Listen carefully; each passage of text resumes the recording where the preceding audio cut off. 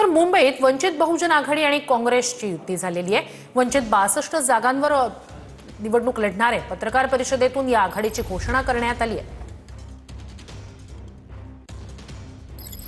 संविधानिक मूल्यांना कुठल्याही परिस्थितीत आम्ही त्याच्याशी तडजोड करणार नाही, ही ठाम भूमिका ही काँग्रेसची आणि अर्थातच वंचित बहुजन आघाडीची आहे।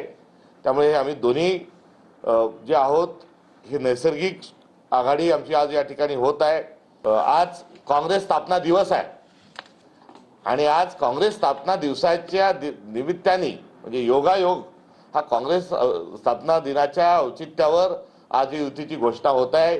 यातही बरंच काही दडलेलं आहे आणि आगामी काळात या आघाडीच्या माध्यमातून महाराष्ट्रात आणि पर्यायाने भारतात एक परिवर्तन झाल्याचं आढळून येईल। आज आम्ही इथे अधिकृत जाहीर करतो की वंचित बहुजन आघाडी आणि भारतीय राष्ट्रीय काँग्रेसमध्ये मुंबई महानगरपालिकेच्या निवडणुकीसाठी आमची युती झाली आहे। या युती अंतर्गत वंचित बहुजन आघाडी 62 जागांवर इथे निवडणूक लढणार आहे। या गठबंधनामध्ये विचारांचा एक आपल्याला ध्येय समोर ठेवून पुढे गेलं पाहिजे म्हणून आम्ही इथे एकत्र आलो आहे।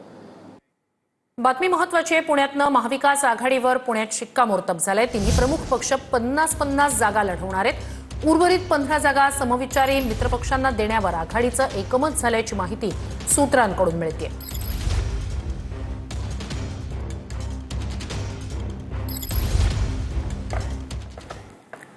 तर नाशिकमध्ये भाजप विरोधात शिंदेंची शिवसेना, अजित पवारांची राष्ट्रवादी एकत्र लढण्याची शक्यता आहे। महायुतीत भाजप न आल्यास इतर दोन पक्ष एकत्र लढणार आहेत। महायुतीत मोठं भाऊ भाजप आणि भाजपकडून खूप अपेक्षा असल्याचं अजय बोरस्ते यांनी म्हटलंय। तर दादांच्या राष्ट्रवादीसोबत लपून छपून चर्चा झालेली नाही असंही बोरस्ते यांनी स्पष्ट केलंय। महायुतीमध्ये घटक पक्ष म्हणून भारतीय जनता पार्टी आमचा मोठा भाऊ आहे। शिवसेना आणि राष्ट्रवादी पार्टी हे आम्ही छोटे भाऊ आहोत। त्यामुळे आम्हाला अजूनही अपेक्षा आहे की मोठ्या भावानं आम्हाला बरोबर घेऊन काम करावं आणि कुठेतरी त्याला दिरंगाई होते। खासदारकी असेल, आमदारकी असेल आणि मी तिन्ही पक्षांनी एकत्र लढली आहे।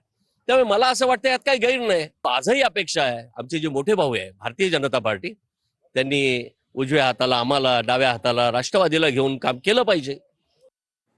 बातमी महत्त्वाची। अमरावतीतनं महानगरपालिका निवडणुकीत अखेर भाजप आणि शिवसेनेची युती तुटली अशी माहिती सूत्रांकडून मिळते। शिवसेनेचा 25 जागांचा प्रस्ताव भाजपनं नाकारला। भाजप 15 ते 16 जागा देण्यास तयार असल्याची माहिती समोर येत होती। 5:30 वाजता शिवसेनेचे नेते अभिजित अडसूळ पत्रकार परिषद घेणार आहेत। अमरावती महापालिकेत अखेर भाजप शिवसेनेची युती होणार नाहीये। ही युती तुटली आहे। शिवसेनेनं 25 जागांची मागणी केली होती, तसा प्रस्ताव दिला होता जो भाजपनं नाकारलाय। 15 ते 16 जागा देण्यासाठीच भाजपची तयारी होती आणि आता अभिजित अडसूळ या संदर्भात पत्रकार परिषदेत काय घोषणा करतायत याकडे लक्ष असेल।